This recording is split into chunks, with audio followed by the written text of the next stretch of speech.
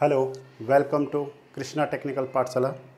Students, आज हम लोग लेकर के आए हैं आपके लिए आरसीसी का 6 सेमेस्टर का जो पेपर चल रहा है 2019 का, जिसका सलूशन हम आप लोगों को दे रहे हैं। उसी में हमने लास्ट वीडियो में 1 से 10 क्वेश्चन तक देखा था। आज हम लोग देख रहे हैं 11 से 20। आज हमारा 2019 के जो 20 MCQs हैं वो कंप्लीट हो जाएंगे। नेक्स्ट वीडियो में हम लोग 2020 का पेपर लेकर के आएंगे। और स्टूडेंट्स, मेरी आपसे ये रिक्वेस्ट है कि अगर आपके पास 2018 या 17 का पेपर है तो आप हमारे को प्रोवाइड कर सकते हैं। आप मेरे को इस नंबर पे व्हाट्सएप कर सकते हैं 9877580530 नंबर पे व्हाट्सएप कर सकते हैं स्टूडेंट्स। इससे आपको ये हेल्प होगा कि हम लोग उसके भी आपको सॉल्यूशंस प्रोवाइड कर देंगे, क्योंकि हमको वो मिल नहीं रहा है। ठीक है, तो हमारे पास 19-20 का पेपर मिला है तो वो हम लोग आपको सारे क्वेश्चन का सलूशन दे रहे हैं। अगर आपके पास है 18 का है, 17 का है, 16 का है, जितने पेपर हैं आप हमको प्रोवाइड कर सकते हैं। SBT प्रीवियस ईयर्स हम आपको सारे क्वेश्चंस का प्रॉपर वे में आपको सॉल्यूशंस दे देंगे। ओके स्टूडेंट्स, चलिए स्टार्ट करते हैं क्वेश्चन नंबर 11 से। ध्यान से देखते जाइए 1 by 1 क्वेश्चंस को।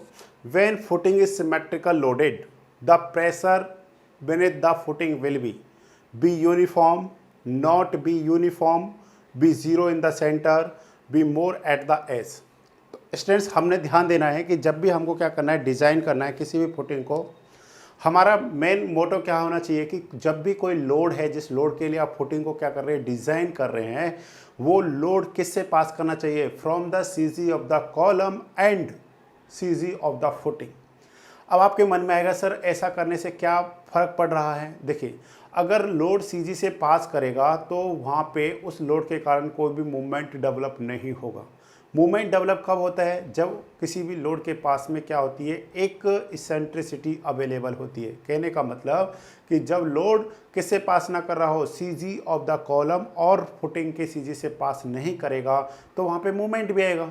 अब आप कहेंगे सर तो फिर क्या हो गया? तो देखिए, जब आपको पता है कि इस लोड के कारण इतना स्ट्रेस आ रहा है, if load passes through the axis of the column and centre of the footing, but due to eccentricity, और वहाँ पे क्या जा रहा है, स्ट्रेस जा रहा है ड्यू टू बेंडिंग। जब आप बेंडिंग इक्वेशन का यूज़ करते हैं M/I = σ/y = E/r, तो यहाँ से आपको स्ट्रेसेस मिलते हैं जो एडिशनल स्ट्रेसेस होते हैं। इनको हम लोग मिनिमाइज कर सकते हैं। वो मिनिमाइज इस तरीके से किया जा सकता है, अगर लोड को CG से पास करा दिया जाए तो सिर्फ क्या होगा, डायरेक्ट लोड आएगा, डायरेक्ट स्ट्रेस आएगा। यस और no? Direct stress equal to load by area. Yes और नो? जिसको हम लोग क्या बोलते हैं, बेयरिंग प्रेशर बोलते हैं। तो हम लोग चाहते हैं कि भाई लोड कैसा हो, सिमेट्रिकल हो, और दूसरा वो कहाँ से पास कर रहा हो, वो CG से पास कर रहा हो, CG of the column and footing. अभी हम लोग देखने की कोशिश करते हैं। ओके, तो देखिए स्टूडेंट्स, जैसे हम लोग यहाँ पे थोड़ा सा समझने की कोशिश कर रहे हैं। जैसे हमारे पास ये कोई भी एक कॉलम है, ये हमारे पास क्या है, this one is the footing. Okay, this one is the footing and this one is the column. Okay, ये हमारे पास है कॉलम। एक एक पॉइंट को समझने की कोशिश करेंगे। और ये हमारे पास है लोड हमारे पास कोई भी क्या है, एक W लोड है। ठीक है, अब आपके माइंड में एक क्वेश्चन और भी आता होगा स्टूडेंट्स, मैं यहाँ पे बताने की कोशिश कर रहा हूँ आपको कि फुटिंग का डिज़ाइन क्यों किया जा रहा है। फुटिंग का डिज़ाइन इसलिए किया जा रहा है, आप खुद समझिए। अगर आपको पता करना है pressure, okay, pressure equal to किसके होता है, बोलिए? प्रेशर इक्वल टू है हमारे पास लोड बाय एरिया। यस और नो? अब आप खुद सोचिए कि जो कॉलम है, कॉलम के नीचे क्या है, फुटिंग, और फुटिंग के नीचे क्या है, सॉइल सैंपल है। तो हम लोग चाहते हैं कि जो इस लोड के कारण सॉइल पे प्रेशर लग रहा है वो क्या होना चाहिए, कम होना चाहिए। किससे? Bearing capacity of the soil से। अगर बियरिंग कैपेसिटी ऑफ सॉइल क्या है, हायर है कंपेयर टू एक्टिंग प्रेशर, तो सॉइल क्या नहीं करेगा, फेल नहीं करेगा। अदरवाइज सॉइल क्या कर जाएगा, फेल कर जाएगा। तो हम लोग क्या चाहते हैं कि लोड, जो ये लोड आ रहा है, इस लोड के कारण देखिए यहाँ पे एक स्ट्रेस लगता है। इस स्ट्रेस को कौन सा स्ट्रेस बोलते हैं स्टूडेंट्स? बियरिंग स्ट्रेस बोलते हैं। बियरिंग स्ट्रेस या बियरिंग प्रेशर कह सकते हैं आप। ठीक है, बियरिंग प्रेशर, ठीक है, या स्ट्रेस कहिए जो भी। तो यहाँ पे हमारे पास क्या है, इस स्ट्रेस को हमने, इसकी वैल्यू को क्या करना है, मिनिमाइज करना है। तो मिनिमाइज कैसे करेंगे, आप खुद सोचिए। अगर ये फुटिंग नहीं होता, सपोज ये फुटिंग नहीं होता, तो ये लोड जो कॉलम है ये डायरेक्ट किस पे रेस्ट करता, सॉइल पे रेस्ट करता। तो वहाँ पे हमारे पास जो प्रेशर आता हम बोलते हैं W डिवाइडेड में दिस एरिया। यस और नो? जो भी एरिया होता, अगर रेक्टेंगुलर कॉलम है, सर्कुलर कॉलम है या फिर स्क्वायर कॉलम है, उसके एरिया से डिवाइड करते हैं। अब हम लोगों ने क्या किया कि हमने इस कॉलम को किस पे रेस्ट कराया है, फुटिंग पे। तो फुटिंग का एरिया क्या होगा स्टूडेंट्स, ये वाला जो एरिया है ना, इस एरिया को अब हम क्या करेंगे, लोड से डिवाइड करेंगे। तो आपको सोचिए pressure equal to load by area, अगर आपने एरिया को इंक्रीज कर दिया तो प्रेशर क्या हो जाएगा स्टूडेंट्स, कम हो जाएगा।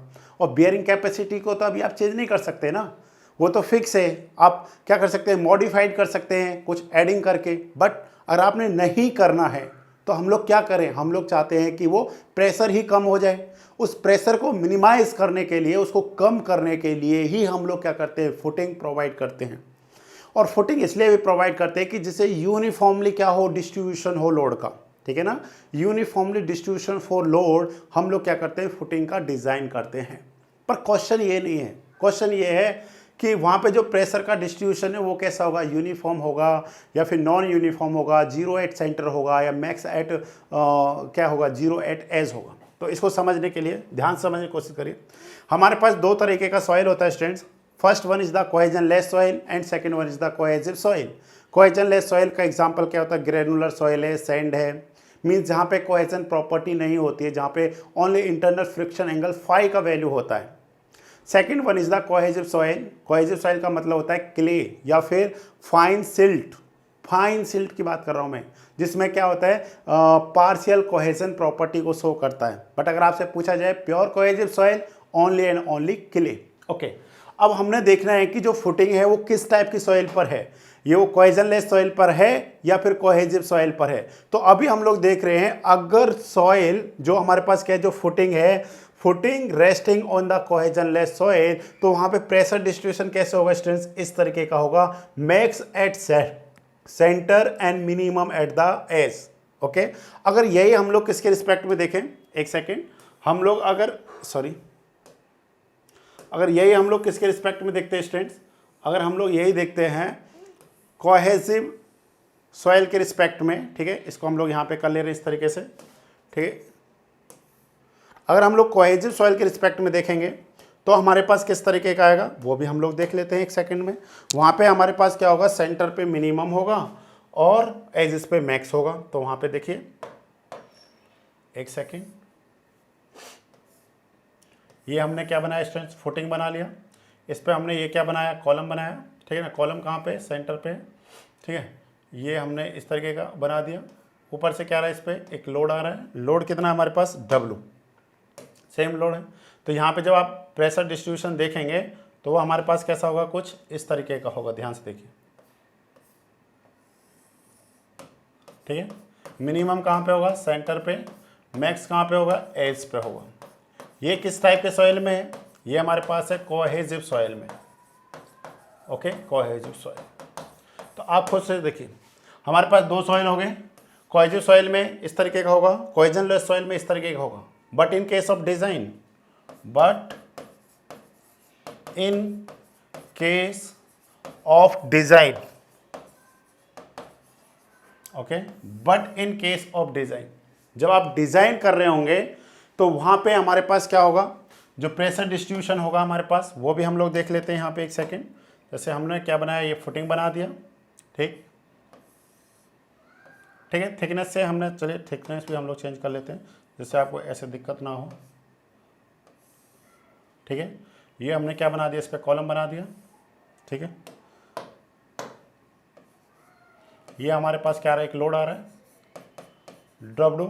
अब यहाँ पे जो डिस्ट्रीब्यूशन है स्टूडेंट्स, वो हम लोग क्या ले रहे हैं, वो इस तरीके का लेंगे। ये कैसा हमारे पास, यूनिफॉर्मली डिस्ट्रीब्यूटेड, कैसा हमारे पास, uniformly distributed. For a design soil pressure is assume to be uniform, ठीक है। मैं इस पॉइंट को यहाँ पे लिख दे रहा हूँ आपके लिए, जिससे आपको क्या मिल जाएगा, हेल्प मिल जाएगा। ओके स्टूडेंट्स, तो इस पॉइंट को आप यहाँ पे लिख लीजिए, जिससे आपको अगर 2 नंबर में क्वेश्चन आए या फिर उसमें ज़्यादा में आए तो आप यहाँ पे लिख सकते हैं अच्छे से। क्या लिखना हमने, for a design, for a design, okay, soil pressure is assumed to uniform, soil pressure is assumed to be uniform. अब मेन इंपॉर्टेंट पॉइंट क्या है स्टूडेंट्स कि ये वैलिड कब होगा। जो हमने एज्यूम किया है कि जो प्रेशर डिस्ट्रीब्यूशन है वो कैसा होना चाहिए, यूनिफॉर्म होना चाहिए, but it is possible when, तो यहाँ पे हमारे को ध्यान रखना है it is true only when load is passing through the CG of the column and CG of the footing. ठीक है, तो ये पॉइंट हमारे को ध्यान रखना है, it is true.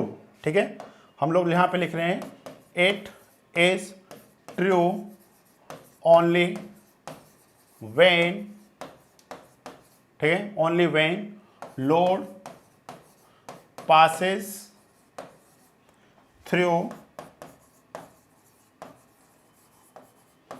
the CG of column and CG of footing। ये तभी पॉसिबल है जब क्या होगा स्टूडेंट्स, जो लोड है वो कहाँ से पास कर रहा होगा, वो सीजी ऑफ द कॉलम या फिर सीजी ऑफ द फुटिंग, जिसको हम लोग क्या बोलेंगे, सिमेट्रिकल लोड। ठीक है ना, सिमेट्रिकल का मतलब क्या है, बोथ साइड में सेम आएगा। तो उस जगह से अगर लोड क्या करेगा, पास करेगा, तो उस केस में हम लोग क्या करेंगे, इसको यूनिफॉर्म कंसीडर करके चलेंगे। तो आई थिंक ये पॉइंट आपको अच्छे से क्लियर हो गया होगा। तो विच option is correct, A option is correct, be uniform. चलिए नेक्स्ट क्वेश्चन देखते हैं हम लोग। अगर आप बता सकते हैं स्टूडेंट्स, अगर आपसे पूछा जाए इन केस ऑफ कोहेसिव सॉइल या फिर इन केस ऑफ कोहेजनलेस सॉइल या फिर इन केस ऑफ डिजाइन, तो ये सारे डाटा आपने क्या रखने हैं, याद रखने हैं। कभी कभी इस तरीके का डायग्राम बना करके देगा और वो पूछेगा कि जो प्रेशर डिस्ट्रीब्यूशन है किस टाइप की सॉइल पर है, वहाँ पे ऑप्शंस होंगे आपके पास, cohesive on rigid footing, cohesion in flexible footing, इस तरीके के 4-5 चीज़ें रहती हैं जिसको हम लोग सॉइल में पढ़ते हैं। ठीक है, तो यहाँ पर हम लोग देख रहे हैं। नेक्स्ट क्वेश्चन हमारे पास क्या है स्टूडेंट्स, ध्यान से देखिए। As per IS code provisions, IS code provision का मतलब कौन से कोड के साथ में स्टूडेंट्स, यहाँ पे IS 456-2000, ठीक है, IS 456-2000 के साथ में है कि जो भी हम लोग यहाँ पे देख रहे हैं वो IS 456-2000 लिमिट स्टेट मेथड पे जो बेस्ड है उस पर देख रहे हैं। As per IS code provisions critical section of footing for one way shear is at. अगर आपसे किसके रिस्पेक्ट में पूछा है, वन वे शियर के रिस्पेक्ट में पूछा है, तो यहाँ पे हम लोग 3 के रिस्पेक्ट में देखते हैं। In case of one way shear critical section कहाँ पर है, इन case of two way section में क्रिटिकल सेक्शन कहाँ पर है, इन केस ऑफ बेंडिंग में क्रिटिकल सेक्शन कहाँ पर है। क्योंकि क्रिटिकल सेक्शन का मतलब है कि इस पॉइंट पर हमको फाइंड करना पड़ेगा, अदरवाइज अगर हम लोग फाइंड नहीं करेंगे तो वहाँ पर क्या हो जाएंगे, क्रैक्स डेवलप हो जाएंगे और क्या कर जाएगा, स्ट्रक्चर फेल कर जाएगा। तो हम लोग समझने की कोशिश करते हैं, फिर मैं आपको समझाता हूँ। पहले ऑप्शन देख लीजिए, first option is the face of the column. तो स्टूडेंट्स ये कब होगा, फेस ऑफ द कॉलम पे क्रिटिकल सेक्शन किस केस में होता है, इन केस ऑफ बेंडिंग। ठीक है, इन केस ऑफ बेंडिंग। अगर आपको बेंडिंग चेक करना है फुटिंग में, तो हम लोग कहाँ पे चेक करेंगे, eight the face of the column if footing is constructed by cement concrete. Okay, effective depth from the face of the column, ये हम लोग किसके केस में चेक करेंगे, इन case of one way shear. Okay, one way shear के respect में हम लोग क्या करेंगे, चेक करेंगे कब, जब हमारे पास क्या है, क्रिटिकल सेक्शन ऑफ फुटिंग को फाइंड करना है। Half of the effective depth from the face of the column, तो ये स्ट्रेंथ हमारे पास क्या होता है, ये हमारे पास होता है टू वे शियर। ठीक है ना, टू वे शियर होता है, बट इसमें थोड़ा सा हमारे को करेक्शन करना पड़ता है। वहाँ पे होता है half of the effective depth from the face of the column of the periphery of the column, मतलब पेरीफेरी। ठीक है, मतलब जैसे टू वे शियर में हम लोग पूरे चारों तरफ से देखते हैं, ठीक है, but in case of one way shear में एक साइड से देखते हैं, वो हम लोग अभी देख लेते हैं कैसे होता है। तो यहाँ पे हम लोग कुछ IS कोडल प्रोविजन से स्टूडेंट्स आपने इनको याद रखना है।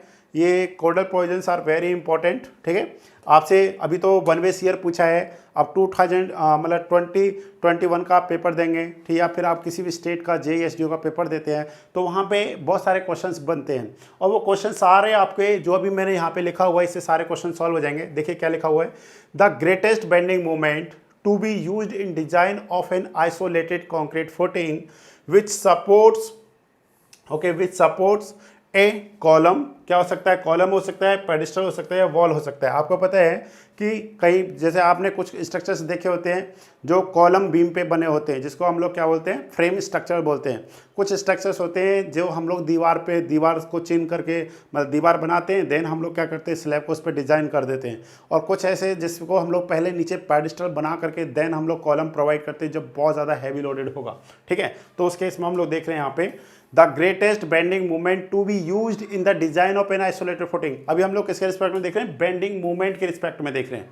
The greatest bending movement to be used in design of an isolated concrete footing which supports a column pedestal और wall shall be movement computed. अगर आपके पास कोई भी कॉलम है, वॉल है या फिर पेडिस्टल है, तो यहाँ पे देखिए ध्यान से, फर्स्ट क्या लिखा हुआ है, eight the face of the column. मतलब समझने की कोशिश करिए, जैसे देखिए ध्यान से, इसको समझाने की मैं पूरी कोशिश कर रहा हूँ। यहाँ पे जैसे हमारे पास क्या है, एक फुटिंग बनाते हैं हम लोग, ठीक है। देखिए ध्यान से, ये हमारे पास हो गया फुटिंग स्टूडेंट्स,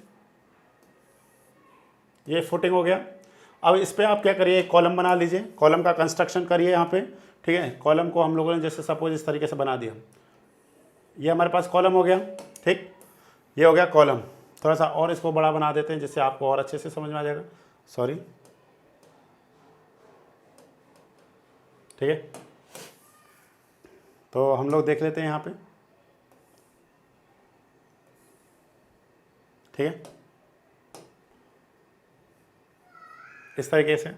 अब यहाँ पे स्टूडेंट्स कोई भी लोड पास कर रहा है, इस तरीके का ये लोड है, ठीक है। अब what is this, this is the column, okay, and this one is the footing है। अब इन्होंने क्या बोला है, इसको समझने की जरूरत है, हमारे को समझना क्या है, हमारे को इन्होंने क्या बोला है, ध्यान से देखिए, पढ़ते जाइए एक एक पॉइंट को। Eight the face of the column, eight the face of the column, pedestal या वॉल, तीनों में से कोई है, कॉलम है, पेडिस्टल है या फिर वॉल है, कोई दिक्कत नहीं है, ठीक है ना। At the case of column, pedestal या वॉल फॉर फुटिंग सपोर्टिंग एक कॉन्क्रीट कॉलम और पेडिस्टल। इंपॉर्टेंट पॉइंट क्या है, ये कॉन्क्रीट मेड है, किसका है, कॉन्क्रीट से बना हुआ है, ठीक है ना, कॉन्क्रीट के रिस्पेक्ट में देख रहे हैं। आप कहेंगे सर अगर मैसनरी वॉल हो तो उसके रिस्पेक्ट में अलग आएगा स्टूडेंट्स, हर चीज़ का तो अपना अलग अलग है ना, यही तो चीज़ है, हमको क्या करनी है, समझनी है। Eight the face of the column की बात कर रहे हैं हम लोग, तो ध्यान से देखिए, eight the face of the column,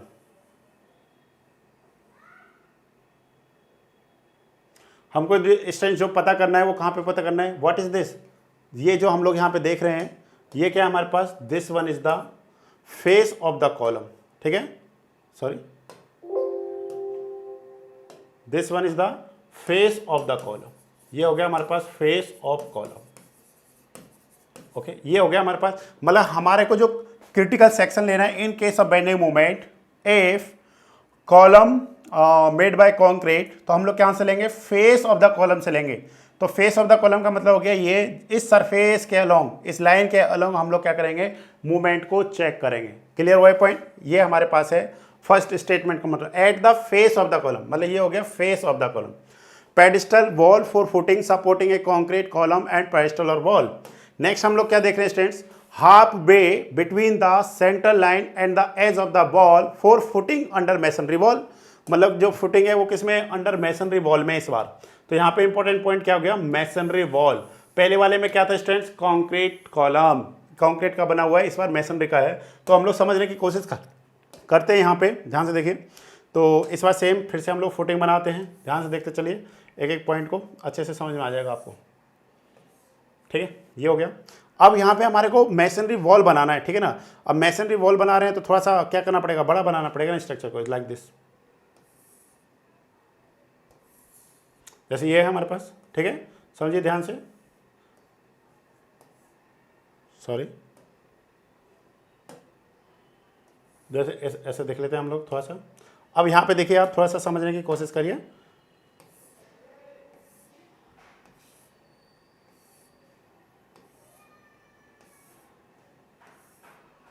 ठीक है।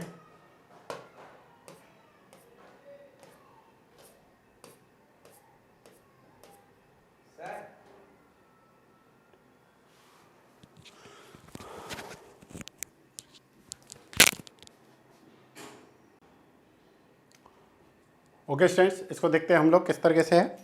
तो हम लोग यहाँ पे देख पा रहे हैं इसको, ये हमारे पास क्या है, आपको पता है वर्टिकल जॉइंट्स नहीं बनना चाहिए पूरा, ठीक है ना। तो इस तरीके से देख पा रहे हैं हम लोग। सिर्फ ये समझने के लिए है, ठीक है ना, इस तरीके से हमने कर लेना इसको, बाकी तो ठीक है सब।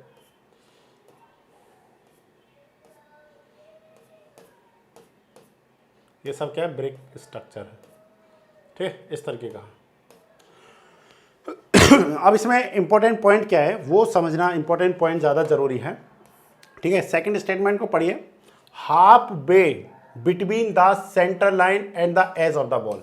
तो यहाँ पे देखिए हाफ वे कौन सा होगा, पहले सबसे पहले तो इसका सेंटर देख लेते हैं कि इसका सेंटर लाइन कहाँ पे है, ठीक है।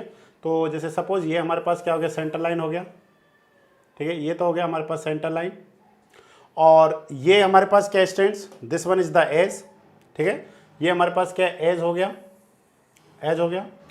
अब इन दोनों का हाफ वे, सेंटर और एज का हाफ, तो सेंटर और एज का हाफ कौन सा होगा, देखिए सेंटर और एज के हाफ का मतलब हो गया हम लोग इस सेक्शन पर क्या करेंगे, चेक करेंगे, ठीक है। हम लोग किस सेक्शन पे चेक करेंगे स्टूडेंट्स, हम लोग इस सेक्शन पे चेक करेंगे, at this section, at this section. ये कब करेंगे स्टूडेंट्स, ये आपको पॉइंट, सारे पॉइंट्स अच्छे से क्लियर होने चाहिए। ये तब करेंगे जब फुटिंग किसके अंडर में है, मैसनरी वॉल के अंडर में है, तब हम लोग एट दिस लेवल पे क्या करते हैं, चेक करेंगे। किसको चेक करेंगे, शियर या मूवमेंट, मूवमेंट को चेक करेंगे, शियर की बात नहीं कर रहे हैं हम लोग, अभी मूवमेंट की बात कर रहे हैं, ठीक है। एंड थर्ड भी हमको पढ़ लेना चाहिए। थर्ड में क्या है हमारे पास स्टूडेंट्स, हाफ वे, ठीक है ना, half way between the face of the column और pedestal and the edge of the gusset base for the footing under gusset base. अब आपको पता है गसट बेस का कहाँ पे यूज किया जाता है, आपने स्टील में पढ़ा होगा कि जो हमारे पास क्या, जैसे हैवी कॉलम होता है तो उसके नीचे क्या बनाया जाता है, एक पेडिस्टल, एक गसेटेड बेस लगाया जाता है, समझ रहे हैं ना। तो वहाँ पे सेम हमारे पास हो जाएगा सिंपल सा। तो उसके रिस्पेक्ट में भी हम लोग क्या करेंगे, हाफ वे का के रिस्पेक्ट में बात करेंगे। नेक्स्ट है स्टूडेंट्स हमारे पास in case of shear. Next हमारे पास क्या है, इन केस ऑफ शियर, जो हमारा क्वेश्चन है इन case of shear, critical section for footing in case of one way shear. तो कहाँ पे होगा, D distance from the face of the column. तो हम लोग यहाँ पे देख रहे हैं, जैसे समझने की कोशिश करिए आप, ध्यान से देखिए, ठीक है। सबसे पहले हम लोग क्या देख रहे हैं, फुटिंग देख रहे हैं यहाँ पे, ठीक, ये हमारे पास हो गया फुटिंग,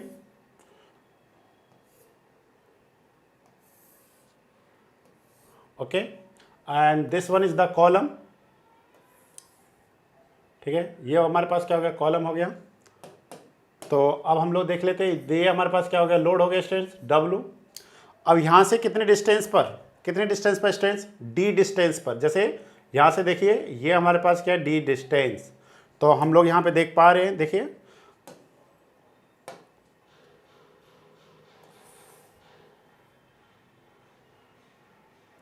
ओके। अगर आप ये वाला डिस्टेंस देखेंगे तो ये डिस्टेंस कौन सा हमारे पास students, D distance from the face of the column. अगर आप इसका प्लान देखेंगे, ठीक है, यहाँ पे देखेंगे जब इसका, तो हम लोग देखना चाह रहे हैं इसको किस तरीके से, देखिए ये फुटिंग हो गया हमारे पास, okay students, this one is the footing. And देखिए एक बार, हर पॉइंट को आपको अच्छे से समझना चाहिए, जिससे आपको एकदम कंसेप्ट ना बिल्कुल क्या हो जाए स्टूडेंट्स, क्लियर हो जाए, ठीक है। जैसे ये देखिए आप यहाँ पे, तो this one is the column, okay, this one is the column, इस तरीके का हमारे पास टॉप व्यू, ठीक है। और आप इसको देखेंगे जब, ठीक है, आप इसको क्या करिए, अब इसका जो क्रिटिकल सेक्शन होगा वो कहाँ पर होगा स्टूडेंट्स, ये हमारे पास हो गया क्रिटिकल सेक्शन, ठीक है। तो ये हमारे पास जो है students, this one is the critical section in case of one way shear. तो किस डिस्टेंस पर है, अब आपको क्लियर हो गया, डी डिस्टेंस पर। किस डिस्टेंस पर, डी डिस्टेंस पर हम लोग देख रहे हैं in case of single shear. But second हमारे पास क्या स्टूडेंट्स, ध्यान से देखिए आप इसको, इस डायग्राम को इस तरीके से देख सकते हैं, ये हो गया मतलब फ्रंट भी हो गया, और ये कौन सा हो गया हमारे पास, टॉप भी हो गया। तो यहाँ पे ये जो ये है हमारे पास क्रैक्स जो डेवलप हो रहे हैं, ये कहाँ से कहाँ पर है, ये हमारे पास डी बाई डिस्टेंस पर है, ठीक है। तो नेक्स्ट हम लोग देख रहे हैं in case of two way shear, या फिर हम लोग इसको किसके नाम से जानते हैं, पंचिंग शियर के नाम से जानते हैं, lies at A distance d/2 from the periphery of the column. तो इसको अगर आप समझने की कोशिश करेंगे तो मैं आपको सेम डायग्राम से बनाना चाहता हूं, जिससे आपको एक हमेशा के लिए क्या हो जाए, याद हो जाए, किसी भी एग्जाम में आए तो आप इजीली क्या कर सकते हैं, बता सकते हैं। देखिए ध्यान से, ठीक है, ये हमारे पास फुटिंग हो गया, ये हमारे पास क्या हो गया स्ट्रेंथ, कॉलम हो गया। ओके, सेम इसका जब आप यहाँ पे देखेंगे,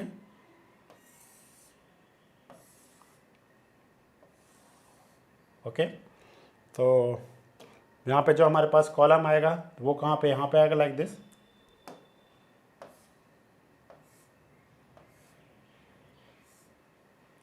अब इसमें क्या है, d/2 डिस्टेंस पर है, कितने पे डिस्टेंस, जैसे ये यहाँ से कितना है distance, d/2, okay, d/2 from the periphery of the column, मतलब कॉलम के चारों तरफ d/2 डिस्टेंस पे। अभी हम लोग देख लेते हैं, इसमें समझने की कोशिश करेंगे एकदम प्रॉपर वे में।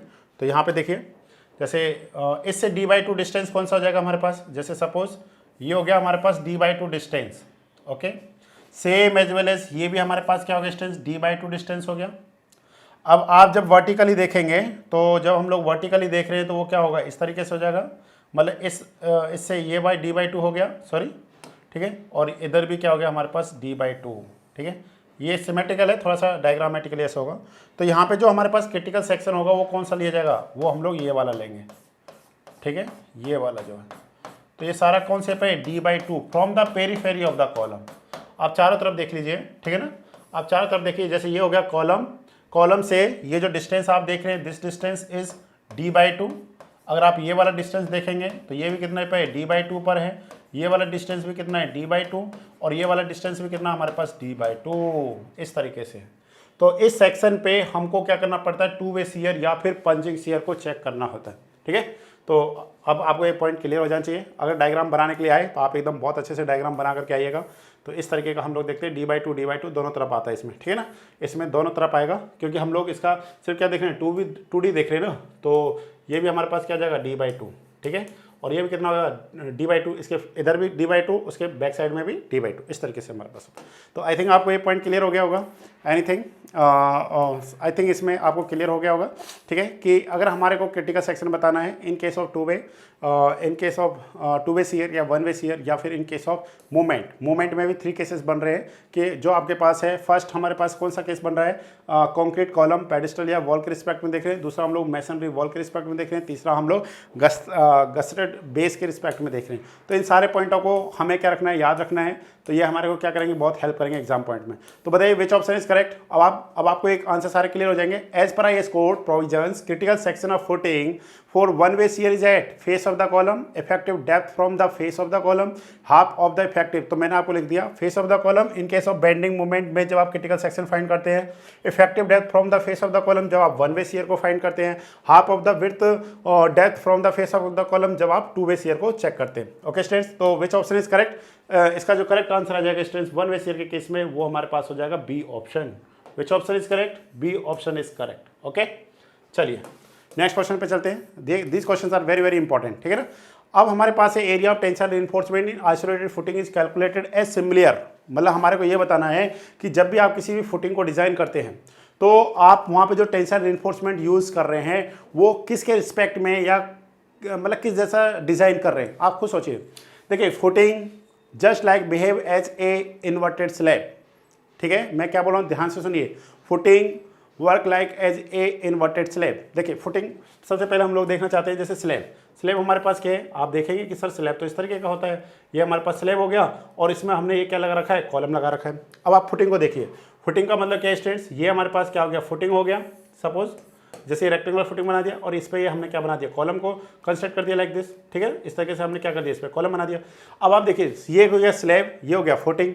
तो हम लोग क्या बोल सकते हैं, footing just work like as a inverted slab. मतलब जब अगर आपको यहाँ पे टेंसाइल रिइंफोर्समेंट का पता करना है तो आप किसकी तरह वर्क कर सकते हैं, किसकी तरह डिजाइन कर सकते हैं, एज ए स्लैब की तरह कर सकते हैं। यहाँ पे short column, long column, strip, ये सब आंसर क्या जाएगा, गलत हो जाएगा। विच option is correct, slab.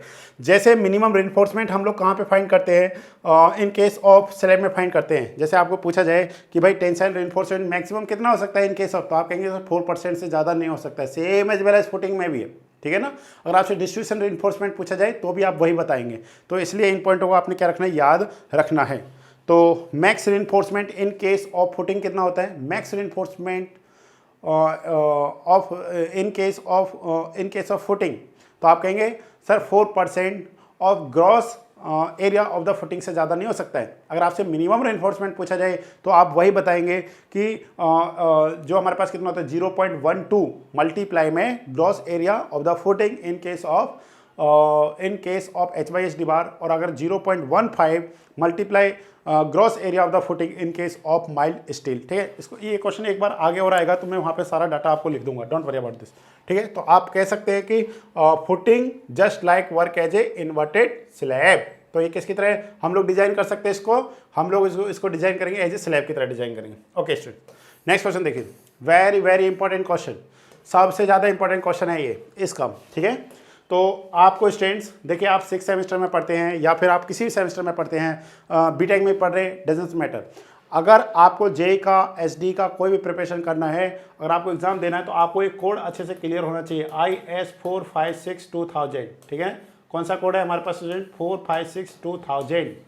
90% questions आपको इसी कोड से पूछे जाएंगे, 90% क्वेश्चन इसी कोड से आएंगे। जो भी आप जेई एसडीओ का पेपर दीजिए, किसी भी स्टेट का दीजिए, कहीं का भी दीजिए, एसएससी का दीजिए, अल्लाह फल्ला जहाँ का भी आपका मन करे वहाँ का दीजिए, 90% questions are coming from the IS code. ठीक है, अब क्वेश्चन को पढ़ते हैं, ये क्वेश्चन बहुत इंपॉर्टेंट है। ये क्वेश्चन स्टूडेंट इससे पहले ESE में पूछा गया है। कहाँ पे पूछा गया है, ESE इंजीनियरिंग सर्विस एग्जामिनेशन में पूछा गया है इस क्वेश्चन को। वही क्वेश्चन आपके डिप्लोमा में सेमेस्टर एग्जाम में पूछ लिया गया। ध्यान से पढ़िए, इन the design of 2 way slab. सबसे पहले हमारे पास स्लैब कितने तरीके के होते हैं, जनरली जो हम लोग स्लैब पढ़ते हैं, 1 वे स्लैब है, 2 वे स्लैब है, फ्लैट स्लैब है, फ्लैट प्लेट्स है, और एक हमारे पास कौन सा होता है, सर्कुलर स्लैब है या फिर रिब्ड स्लैब है। ठीक है ना, इस तरीके के हमारे पास स्लैब होते हैं।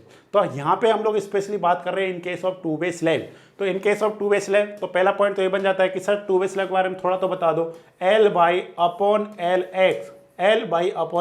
Less than equal to 2। अगर ऐसा है, L/y is the longer Spain, Lx is the shorter Spain. जब भी आप क्या देखते हैं, जैसे फॉर एग्जांपल, जैसे मैं आपको दिखाना चाहता हूं, जैसे आप इस बुक को देखिए। ठीक है, जैसे ये बुक देख रहे हैं हम लोग, जैसे अगर आपसे पूछा जाए कि सर जैसे ये स्लैब है, जस्ट लाइक ए स्लैब, ये 1 वे है, 2 वे, तो हम लोग कहेंगे this length is the L/y and this length is the Lx। L/y/Lx is less than equal to 2, तो ये किसकी तरह बिहेव करेगा, एज ए 2 वे स्लैब की तरह बिहेव करेगा। इफ L/y/Lx ग्रेटर देन 2, तो ये किसकी तरह हो जाएगा हमारे पास, this is the 1 way slab. Okay, ये हो जाएगा हमारे पास 1 way slab, and this one is the 2 way slab. Okay, 2 way slab, 2 way slab. और स्टूडेंट्स आपने नाम सुना होगा जैसे फ्लैट स्लैब। आप कभी कभी जैसे जाते होंगे बड़े बड़े जैसे कभी पार्टीज होती हैं, कुछ होती हैं, तो बड़े बड़े हॉल्स बने रहते हैं, उसमें एक भी बीच में क्या नहीं, जैसे आप देखेंगे कि क्या नहीं होता है हमारे पास, जैसे जब देखेंगे तो कॉलम आपको नहीं, बीम आपको नहीं दिखाई देगा, सिर्फ क्या होंगे, पिलर्स लगे होंगे, 4-5 पिलर्स लगे होंगे, उसी पे पूरा स्लैब को रेस्ट कर दिया जाता है। इस टाइप के स्लैब को हम लोग फ्लैट स्लैब बोलते हैं। क्या बोलते हैं स्टूडेंट्स, फ्लैट स्लैब। ठीक है ना, तो उसमें आपको ड्रॉप पैनल ये सारा कुछ दिखाई देगा। अगर उसी में आपको ड्रॉप पैनल नहीं दिखाई दे, सिर्फ स्लैब दिखाई दे और उस पर इस तरीके से क्या है, कॉलम दिखाई दे, इस तरीके से सिर्फ कॉलम है, स्लैब है, तो इसको हम लोग बोलते हैं फ्लैट प्लेट्स बोलते हैं। ठीक है ना, इस तरीके का रहता है। तो ये हो गया L/y/Lx less than equal to 2 way slab, L/y/Lx greater than 2 1 way slab. ऐसा क्वेश्चन एग्जाम में बनता रहता है। ठीक है, तो नेक्स्ट हम लोग क्या देखते हैं स्टूडेंट्स, अब यहाँ पे इन्होंने देखिए ध्यान से समझना क्वेश्चन को, इन्होंने बोला टॉर्जनल रिइंफोर्समेंट।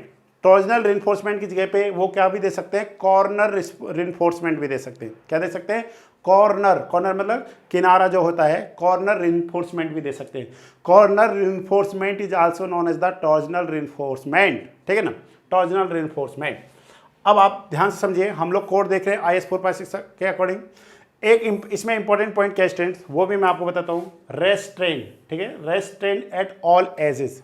आपको सारे पॉइंट क्लियर हो गए। 2 वे स्लैब का मतलब पता चल गया, रेस्ट्रेन का मतलब मैं अभी बता देता हूँ, और टॉर्जनल रिइंफोर्समेंट का मतलब जो कॉर्नर में आप रिइंफोर्समेंट यूज कर रहे हैं उसको हम लोग क्या होते हैं, टॉर्जनल रिइंफोर्समेंट बोलते हैं। अब ध्यान से समझिए, रेस्ट्रेन का मतलब क्या होता है, रेस्ट्रेन का मतलब है when the corners of slab are prevented from the lifting. मतलब जैसे फॉर एग्जांपल ये हमारे पास स्लैब है, तो ये हमारे पास क्या हो गया, कॉर्नर हो गया, यस और no, this one is the corner. अगर इस पर लोड आएगा तो ये कॉर्नर क्या हो जाएगा, कुछ इस तरीके से हो जाएगा, लिफ्ट अप हो जाएगा, लिफ्ट अप। तो इसको डाउन करने के लिए क्या करना पड़ेगा, इसमें एक रिइंफोर्समेंट यूज करना पड़ेगा कॉर्नर पे। उसी रिइंफोर्समेंट को हम लोग क्या बोल रहे हैं, टॉर्जनल रिइंफोर्समेंट बोल रहे हैं। अगर देखिए, अगर इस पर लोड आ जाएगा तो ये कुछ इस तरीके से बिहेव करेगा, यस और नो। अब आप देख रहे हैं चारों कॉर्नर्स क्या हो गए, लिफ्ट अप हो गए हैं। हमने क्या करना है, इसको प्रिवेंट करना है, इससे बचना है कि ये ना हो। प्रिवेंट मतलब ये लिफ्टिंग अप ना हो, क्या रहे हैं, डाउन रहे हैं, तो उसके लिए हमको क्या करना पड़ेगा, आप खुद सोचिए कैसे कर सकते हैं। अगर आप इसके ऊपर एक स्ट्रक्चर बना देते हैं, इसके ऊपर एक स्ट्रक्चर बना देते हैं, तो ये क्या होगा, जो अप था वो डाउन हो जाएगा, यस और नो। या फिर हम लोग क्या करें, वहाँ पे टॉर्जनल रिइंफोर्समेंट का यूज़ करें, अगर उसके ऊपर स्ट्रक्चर नहीं है, अगर उसके ऊपर स्ट्रक्चर नहीं है तो फिर कैसे किया जाएगा, ये तो लिफ्ट अप रहेगा ना फिर। तो इसको हम लोग क्या करेंगे, कॉर्नर रिइंफोर्समेंट लगा करके इसको बैलेंस में रखने की क्या करेंगे, कोशिश करेंगे। ओके, तो अब हम लोग देखते हैं यहाँ पे एज पर कोड, ठीक है। तो ये क्लियर हो गया। When the corners of slab are prevented from lifting, then हम लोग क्या करते हैं, टॉर्जनल रिइंफोर्समेंट का यूज करते हैं, ठीक है। उसको हम लोग क्या बोलते हैं, रेस्ट्रेंट भी बोलते हैं। Torsional reinforcement shall be provided at any corner, ठीक है। Torsional reinforcement shall be provided at any corner where the slab is simply supported on both edges meeting at the corner। अब देखिए, आप समझने की कोशिश करिए, जैसे सिंपली सपोर्टेड को समझने का हम लोगों का मतलब जैसे सिंपल सा ये है, जैसे समझने की कोशिश करिए स्टूडेंट, जैसे ये हमारे पास कोई भी एक स्लैब है, ठीक है, यहाँ ध्यान से देखिए, इस तरीके का,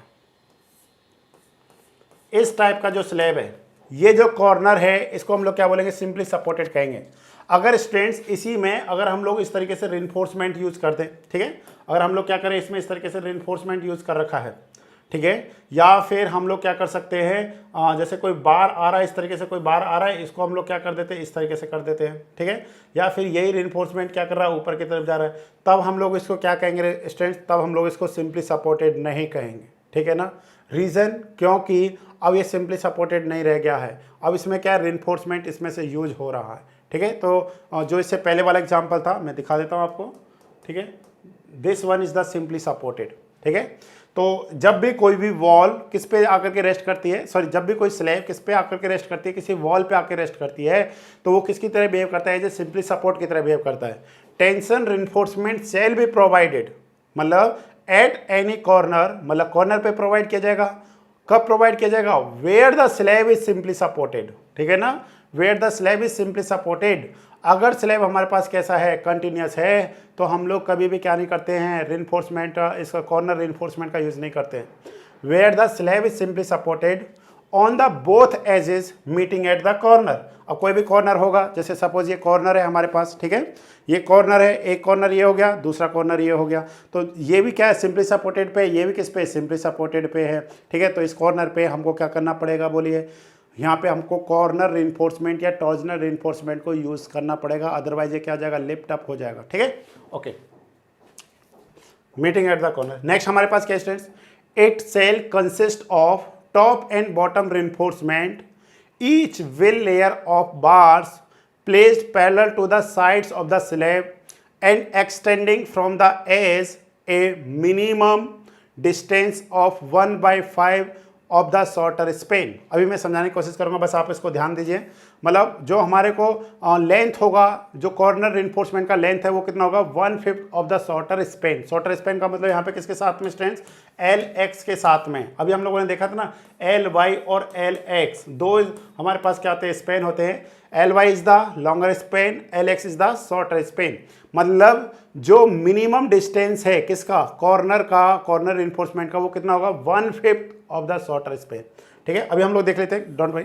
नेक्स्ट है हमारे पास द एरिया ऑफ रिइंफोर्समेंट। एक तो आपके पास हो गया लेंथ, अब आपको पता करना है कितना एरिया होना चाहिए। तो ध्यान से देखिए, the area of reinforcement in each of these 4 layers. अभी मैं समझाऊंगा कि 4 लेयर्स कैसे है। The area of reinforcement in each of these 4 layers shall be 3/4। 3/4 का मतलब कितना हो गया students, 3/4। Okay, 3/4 into A S.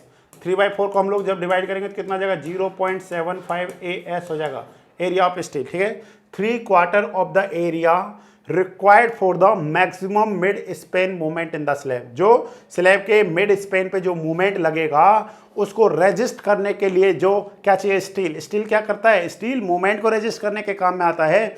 तो जितना मिड स्पेन ऑफ स्लैब का जो मूवमेंट उस पर जो एक्ट कर रहा है उसको रेजिस्ट करने के लिए कुछ ना कुछ स्टील की जरूरत पड़ेगी। उस स्टील का 3/4, ठीक है ना, मतलब 0.75 टाइम्स हम लोग क्या करते हैं, यूज करते हैं। अब ठीक है, एक पॉइंट ये हो गया, क्लियर हो गया, ये हमारा क्लियर हो गया। नेक्स्ट हम लोग देख रहे हैं, पहले पॉइंट पढ़ लेते हैं फिर समझने की कोशिश करेंगे। Torsional reinforcement equal to half shall be provided. मतलब यहाँ पे हमने कितना किया, 3/4। अब यहाँ पे हम लोग क्या कह रहे हैं, 3/4 का हाफ, तो कितना हो गया स्टूडेंट्स, 1/2 इक्वल टू 3/8। AS मतलब 0.375 AS, ठीक है। Torsion reinforcement equal to half shall be provided at a corner, ठीक है। यहाँ पे जो हाफ के बाद में ये लिख लेना हाफ, ठीक है। At a corner contained by edges over only one of which slab is continuous. अभी मैं इसको समझाता हूँ कि कंटिन्यूस का मतलब क्या है। वन एज क्या होगा, कंटिन्यूस होगा, अदर एज क्या होगा, इसका डिसकंटिन्यूस होगा।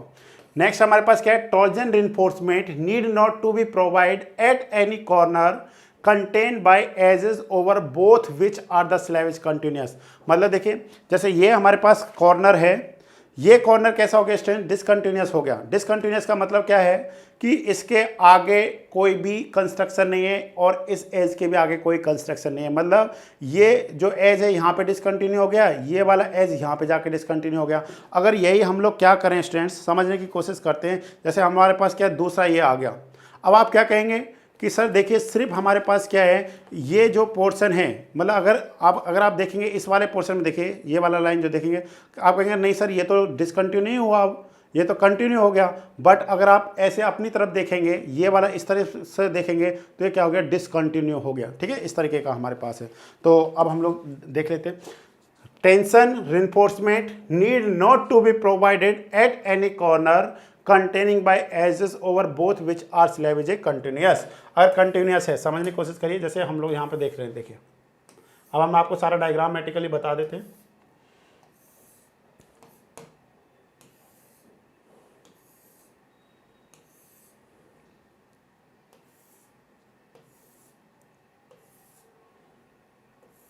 ठीक है, इस तरह ये वाला पैनल आप देखने की कोशिश करिए, ठीक है। ये सारे पैनल हैं, इस पैनल को देखने की कोशिश करिए स्टूडेंट्स। ये पैनल जो है, देखिए ये क्या है, बोथ साइडेड कंटिन्यूस है। देखिए इसके इधर भी पैनल है, इसके इधर इस साइड भी पैनल है, इसके इस साइड भी पैनल है, इसके इस साइड भी पैनल है। मतलब ये कैसा हो गया, बोथ साइड कंटिन्यूस हो गया। अगर आप स्टूडेंट्स इस वाले कॉर्नर को देखिए, ये वाला जो कॉर्नर है, ठीक है, इन वाले कॉर्नर्स को देखिए आप, ठीक है, इन वाले कॉर्नर्स को देखिए। ये क्या है हमारे पास, ये वाला जो लाइन है आगे चल के क्या हो गया, डिसकंटिन्यू हो गया। ये वाला भी आगे चल के क्या हो गया, डिसकंटिन्यू हो गया। Same as well as discontinue discontinue discontinue discontinue discontinue discontinue, ठीक है। अब आप देखिए, जो अगर इस तरीके का है तो हम लोग क्या करेंगे, कोई भी टॉर्जनल रिइंफोर्समेंट की जरूरत नहीं पड़ेगी। कहाँ पे जरूरत पड़ेगी, यहाँ पे पड़ेगी, यहाँ पे पड़ेगी, यहाँ पे जरूरत पड़ेगी। अब दूसरा हमारे पास क्या स्टूडेंट्स, ये वाला केस था, ये वाला tensor torsional reinforcement need not to be provide at any corner containing by edges over both which are slab continuous. देखिए ऐसा हर किसी का कॉर्नर है। जैसे देखिए ये कॉर्नर है ना, जैसे ये पैनल देखिए, आप इस पैनल को फोकस करिए, ये वाला इसका कॉर्नर ये हो गया, इसका कॉर्नर ये हो गया। मतलब कॉर्नर तो हर पैनल में होंगे ना। कोई भी अगर आप रूम देखेंगे तो हर रूम में क्या होते हैं, कॉर्नर्स होते हैं, ठीक है ना। तो इसी तरीके से इसके कॉर्नर्स पे हम लोग क्या नहीं करेंगे, प्रोवाइड नहीं करेंगे। दूसरा हमारे पास क्या है, दूसरा हमारे पास देखिए इस स्टेटमेंट को पढ़िए, torsional reinforcement equal to half, ठीक है, जो भी प्रोवाइड कर रहे हैं, at a corner continue by edge over only one of which slab is continuous. आप इस स्लैब को देखिए, इस स्लैब को ध्यान से देखिए। देखिए इस स्लैब के इधर स्लैब है, ठीक है, इस स्लैब के पैनल है, इधर पैनल है, इसके इधर भी पैनल है, पर क्या इसके इस साइड में पैनल है, नो, इस साइड में पैनल नहीं है। तो ये इस साइड में क्या हो गया, डिसकंटिन्यू, पर इधर तो क्या है, कंटिन्यू है ना। तो इस केस में जो इसके कॉर्नर्स है ना, हम लोग जो यहाँ पे देख रहे हैं, ये जो कॉर्नर्स है, इसमें हम लोग क्या करेंगे, जो टॉर्जनल रिइंफोर्समेंट प्रोवाइड करेंगे वो कितना होगा हमारे पास स्टूडेंट, 3/8 इंटू AS प्रोवाइड करेंगे। कितना करेंगे, 3/8। और इसके कॉर्नर में जो हम लोग प्रोवाइड करेंगे स्टूडेंट, जो ये वाला कॉर्नर है, यहाँ पे हो जाएगा 3/4 इंटू AS। ध्यान से देखिए, 3/4 इंटू AS कब, जब बोथ कॉर्नर्स क्या है, डिसकंटिन्यू है और ये क्या होना चाहिए, अंडर रेस्ट्रेन होने चाहिए, ठीक है ना। रेस्ट्रेन के केस में सारा जो भी हम लोग प्रोवाइड कर रहे हैं, तो ये हमारे पास कितना जाएगा, 3/8, जब वन एज इज डिसकंटिन्यू, या फिर क्या कह सकते हैं, अगर एक डिसकंटिन्यू है तो दूसरा क्या होगा, कंटिन्यू होगा। तो इस तरीके का हमारे पास रिस्पेक्ट में हम लोग यहाँ पे देख रहे हैं। Okay students, okay. अब मैं आपको थोड़ा सा समझाने की कोशिश करता हूँ, इस लेंथ के बारे में समझाने की कोशिश करता हूँ। जैसे ध्यान से देखिए, जैसे हमारे पास क्या है, ये स्लैब है और ये हमारे पास क्या स्टूडेंट्स, एक सपोर्ट है। सपोज ये क्या हो गया, एक सपोर्ट हो गया, ठीक है। ध्यान से देखिए, तो हम लोग क्या कर रहे हैं, यहाँ पे एक रेनफोर्समेंट प्रोवाइड कर रहे हैं। देखिए ध्यान से,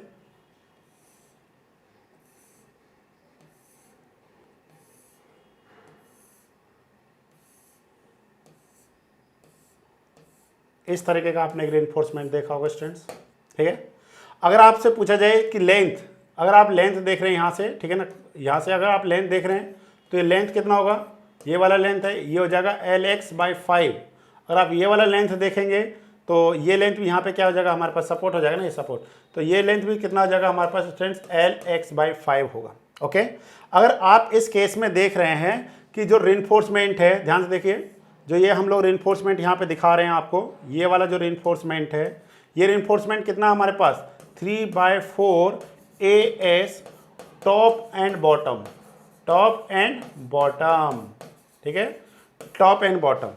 एक दूसरा देखिए आप ध्यान से, इस तरीके का देख रहा हूँ मैं, दिखा रहा हूँ आपको, ये जो रेनफोर्समेंट हमने प्रोवाइड किए ये भी कितना हमारे पास 3/4 A/AS टॉप एंड बॉटम। मतलब क्या है, इसको मैश बोलते हैं, मैश वायर।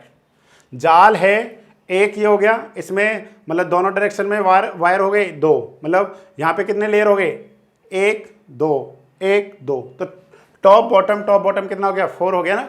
तो देखिए यही हमारे पास है, तो आपको ये पॉइंट क्लियर हो जाना चाहिए। दूसरा जो हम लोग 3/8 प्रोवाइड कर रहे हैं वो कैसे कर रहे हैं, ध्यान से देखिए, जैसे ये हो गया हमारे पास, ध्यान से देखते चलिए प्लीज स्टूडेंट्स,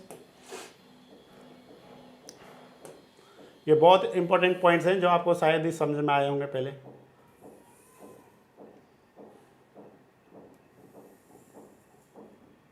ओके स्टूडेंट्स, तो यहाँ पे देखिए हम लोग यहाँ पे क्या कर रहे हैं, इसमें क्या हो गया, this edge is discontinue but this edge is continue. तो यहाँ पे हम लोग क्या कर रहे हैं, इस तरीके से देखिए रेनफोर्समेंट प्रोवाइड कर रहे हैं,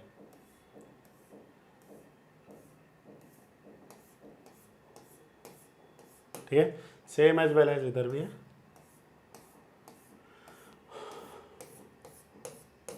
तो स्टूडेंट लेंथ कितना हमारे पास, अगर आप इस लेंथ की बात करेंगे, this length is the LX/5 and this length is the LX/5।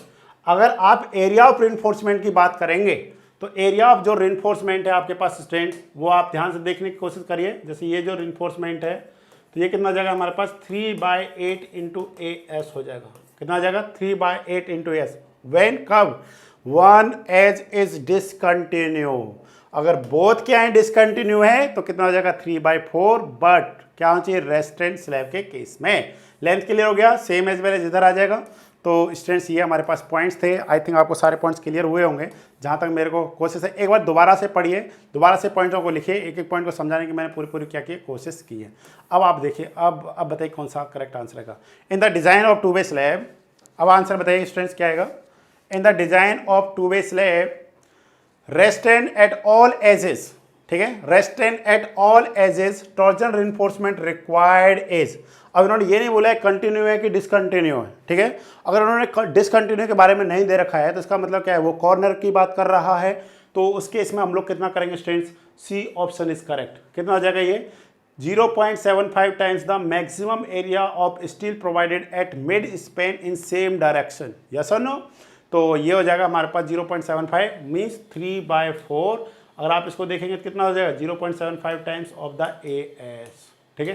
तो ये हमारे पास आंसर आ जाएगा। अगर स्टूडेंट्स हमारे पास होता है डिसकंटिन्यू, मतलब one edge is discontinue, then हम लोग कौन सा आंसर प्रोवाइड करते हैं स्टूडेंट, तब हम लोग इस वाले आंसर प्रोवाइड करते हैं 0.375 times the area of the steel provide eight mid span in the same direction. तो इसलिए इन पॉइंटों को आपने क्या करना था, समझना था 1 by 1 पॉइंट को। These points are very helpful for your exam point of view, ठीक है। तो इस तरीके से आप चीज़ों को समझ सकते हैं अच्छे से। कोई भी दिक्कत है, कुछ भी है तो स्टूडेंट्स आप कमेंट करके मेरे से पूछ सकते हैं। नेक्स्ट क्वेश्चन है हमारे पास क्वेश्चन नंबर 15। अब सिंपल से क्वेश्चन है, इसके जल्दी आंसर दे देते हैं हम लोग, क्योंकि जो समझने वाले क्वेश्चंस थे वो खत्म हो गए। अब डाटा बेस्ड क्वेश्चन है, the area of plain bars used as distribution reinforcement in slab should not be less than. अगर देखिए स्टूडेंट्स किससे ज़्यादा नहीं होना चाहिए, माइल्ड स्टील के प्लेन बार मतलब माइल्ड स्टील के रिस्पेक्ट में देख रहा हो, किसके रिस्पेक्ट में देख रहा है स्टूडेंट्स, माइल्ड स्टील के रिस्पेक्ट में है। तो कौन सा आंसर आ जाएगा 0.15% ऑफ द ग्रॉस एरिया। एक gross area of the concrete नहीं, ग्रॉस एरिया ऑफ द क्या आएगा, स्लैब आएगा, ठीक है ना, gross area of the slab, ठीक है, यहाँ पे ऐसे। और 0.15% gross area of the slab कब होता है students, in case of. Okay students, अगर आपको ये पता करना है कि इनके बिटवीन स्पेसिंग कितना होता है, तो आपको पता है 3D और कितना होता है 300, एंड जो हमारे पास डिस्ट्रीब्यूशन रेनफोर्समेंट में कितना होता है 5D और 450 mm के बीच में जो क्या होता है स्पेसिंग होता है, विच एवर इज स्मॉलर, ठीक है। स्पेसिंग अगर पूछा जाए तो मेन रिइंफोर्समेंट में कितना होता है 3D और 300 विच एवर इज स्मॉलर, और इन केस ऑफ डिस्ट्रीब्यूशन में अगर आप पूछेंगे तो कितना हो जाएगा 5D और 450 which ever is smaller. Next question का आंसर दीजिए students. If the reinforced concrete slab is 80 mm thickness, the maximum size of reinforced bar that can be used for the slab, तो आपको पता होना चाहिए मैक्स डाया ऑफ, यहाँ पे हम लोग लिख दे रहे हैं द मैक्स, ठीक है, साइज ऑफ रिइंफोर्सिंग बार किससे ज़्यादा नहीं हो सकता है, रिइंफोर्सिंग बार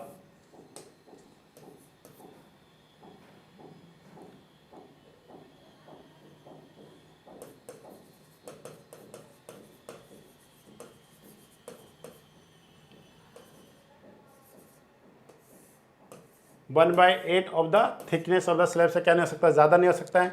तो हम लोग यहाँ पे क्या कहेंगे 80/8, तो कितना जाएगा स्टूडेंट्स 10 mm हो जाएगा।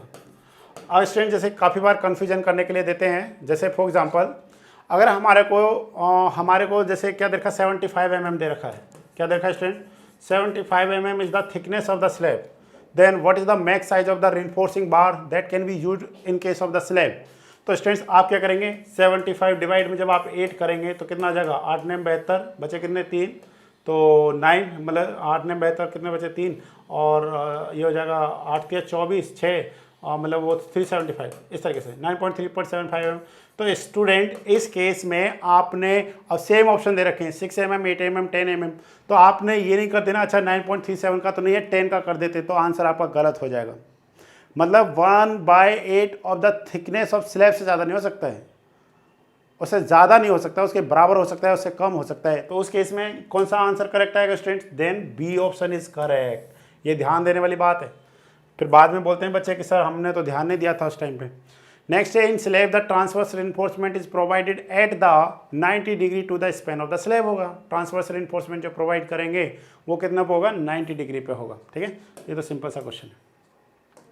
नेक्स्ट देखिए students, the diameter of the longitudinal bar in a column shall not be less than 12 mm। कितना है स्टूडेंट्स 12 mm से कम का बार हम लोग क्या नहीं कर सकते, यूज नहीं कर सकते हैं। और यहाँ पे कुछ पॉइंट और हैं इंपॉर्टेंट, ठीक है। जैसे कि अगर आपसे पूछा जाए कि बताइए कॉलम में मैक्सिमम रिइंफोर्समेंट कितना होता है, तो आप क्या कहेंगे 6%, ठीक है। अगर आपसे 6%। अगर आपसे पूछा जाए मिनिमम रिइंफोर्समेंट तो 0.8% of the gross area of the column, ठीक है। 6% इज द मैक्स और 0.8% of the gross area is the minimum reinforcement used in case of the column. But generally हम लोग क्या करते हैं 4% मैक्स यूज़ करते हैं। रीज़न क्या होता है, अगर हम लोग 6% यूज़ करते हैं तो वहाँ पे कंपैक्टिंग करने में क्या आती है, बड़ी डिफिकल्टीज आती है प्रैक्टिकली पॉइंट ऑफ व्यू से, और एक प्रॉपर वर्केबिलिटी को मेंटेन रखने के लिए हम लोग 4% यूज़ करते हैं। बट कोड कितना कहता है कि आप 6% यूज़ कर सकते हैं मैक्स एंड 0.8 मिनिमम, ठीक है।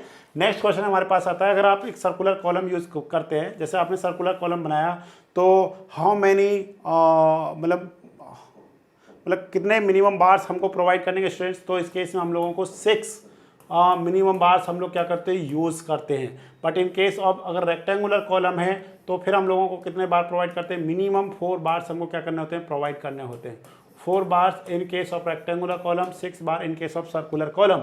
बट इंपॉर्टेंट पॉइंट क्या होता है स्टूडेंट्स कि जो आपने ये कॉलम्स यूज़ किए हुए हैं ना, इनके बिटवीन जो डिस्टेंस है, पेरिफेरल जो डिस्टेंस है, ये कितना होना चाहिए 300 mm होना चाहिए, ओके। अगर सपोज आपके पास कॉलम का जो डिज़ाइन है, जैसे मिनिमम तो 4 है, ठीक है, मिनिमम तो 4 है, परंतु एक क्राइटेरिया आपको क्या ध्यान देना है कि इनके बिटवीन जो डिस्टेंस है ये किससे ज़्यादा नहीं होना चाहिए, 300 mm से ज़्यादा नहीं होना चाहिए। तो उस केस में हम लोग 4 की जगह पे 6 भी यूज़ कर सकते हैं, ज़्यादा भी यूज़ कर सकते हैं, क्योंकि बहुत मिनिमम तो 4 है, परंतु उनके बिटवीन जो स्पेसिंग है वो कितना होना चाहिए 300 mm होना चाहिए। अगर स्पेसिंग हो गया 500-600 तो ये थोड़ा ना एक्सेप्टेबल है, तो उसके रिस्पेक्ट में हम लोग फिर से उसको ध्यान देते हैं, ठीक है। तो ये सारे पॉइंट्स थे।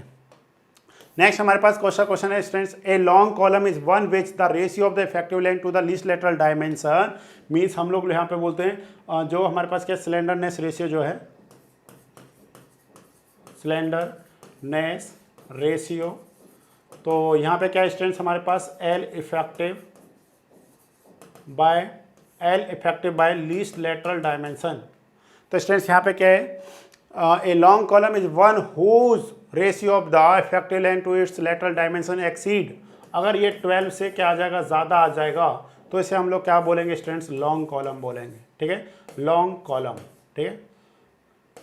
अब आपने ध्यान क्या देना है, ध्यान ये देना है अपना, अब जैसे हमारे पास क्या कॉलम है, जैसे सपोज ये हमारे पास एक कॉलम हो गया लाइक दिस, ठीक है, तो आप सभी को पता है, जैसे इसको हम लोग क्या कहेंगे, जैसे ये हो गया बी, ये हो गया हमारे पास जैसे डी, ठीक है, बी डी। तो हमारे पास क्या है, दो लेटरल लीस्ट लेटरल डायमेंशन होती है, B and D both are the lateral, lateral मतलब एक दूसरे के 90 डिग्री पर है। तो हम लोगों को देखना होता है लैम्डा एक्स एक्स और लैम्डा वाई वाई, ठीक है।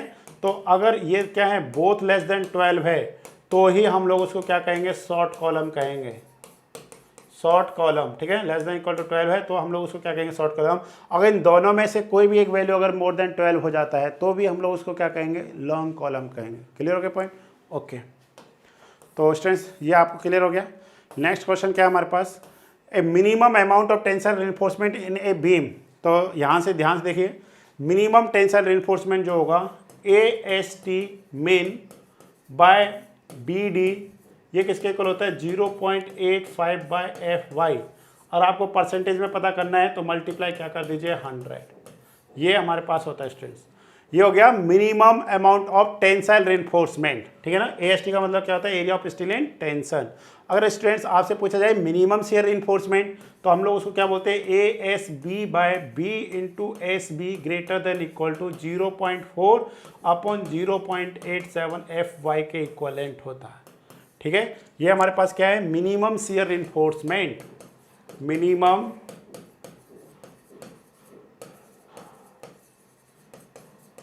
मिनिमम शियर रिइंफोर्समेंट, ठीक है। ये हमारे पास क्या है, मिनिमम टेंसाइल रिइंफोर्समेंट। अगर आपसे पूछा जाए maximum tensile reinforcement in case of single reinforcement beam, तो हम कहेंगे 0 पॉइंट, अच्छा एक पॉइंट ध्यान देना है, मिनिमम रिइंफोर्समेंट में स्मॉल डी आता है, परंतु अगर यही आपसे पूछा जाए max reinforcement, okay, max tensile reinforcement, okay, max tensile reinforcement, तो आप क्या कहेंगे 0.04 बी इंटू कैपिटल डी होता है, ठीक है। मैक्स के केस में कैपिटल डी, स्मॉल के केस में स्मॉल डी होता है। अगर आपसे पूछा जाए ये किसके केस में, सिंगली रिइंफोर्समेंट में, ओके, सिंगली रिइंफोर्समेंट और बीम के रिस्पेक्ट में है, ठीक है, सिंगली रिइंफोर्समेंट बीम। अगर आपसे पूछा जाए total max reinforcement in case of doubly, तो फिर आंसर क्या देंगे स्टूडेंट्स आप, डबली रिइंफोर्समेंट बीम में, तो आपने आंसर देना है 8%, ठीक है, 8% of gross area of the beam, ठीक है, gross area of the beam, ये हमारे पास आएगा। अब आपसे अगर पूछा जाए कि 8 कैसे हो जाएगा, तो 4% टेंसाइल रिइंफोर्समेंट होता है मैक्स वैल्यू, और कंप्रेशन में जो आप रिइंफोर्समेंट करते हैं उसका भी मैक्स वैल्यू 4% होता है। और आपसे पूछा है टोटल मैक्स रिइंफोर्समेंट, तो 8% से ज़्यादा इन केस ऑफ डबल रिइंफोर्समेंट में हम लोग यूज़ नहीं कर सकते। अगर स्टूडेंट्स आपसे स्लैब में पूछा जाए तो आप बता सकते हैं 4%। अगर आपसे फुटिंग में पूछा जाए मैक्सिमम रिइंफोर्समेंट, तो आप बता सकते हैं 4%। अगर आपसे कॉलम में पूछा जाए तो कितना होता है, 6% of the gross area of the column. Okay students, I think यहाँ पे आपको बहुत ज़्यादा हेल्प हुई होगी। और स्टूडेंट्स मैं आपको ये रिक्वेस्ट करूँगा कि जो भी बच्चे गया से बिलोंग करते हैं या गया के आसपास किसी भी कॉलेज से बिलोंग करते हैं, अगर उनको हमसे ऑफलाइन स्टडी करना है तो हमारा जैसे ही 5th सेमेस्टर स्टार्ट होगा आप हमारे से स्टडी कर सकते हैं। और जो भी स्टूडेंट इंटरेस्टेड है कि हमारे को जेईई का प्रिपरेशन करना है, तो स्टूडेंट्स हमारा ऑलरेडी ऑनलाइन कोर्स चलता है KTP क्लासेस ऐप पर, ठीक है। तो आप हमारे से वहाँ पे जुड़ सकते हैं। हमारी पूरी कोशिश रहेगी कि हम आपको सिलेक्ट कराएं, ठीक है। तो ओके स्टूडेंट्स, थैंक यू।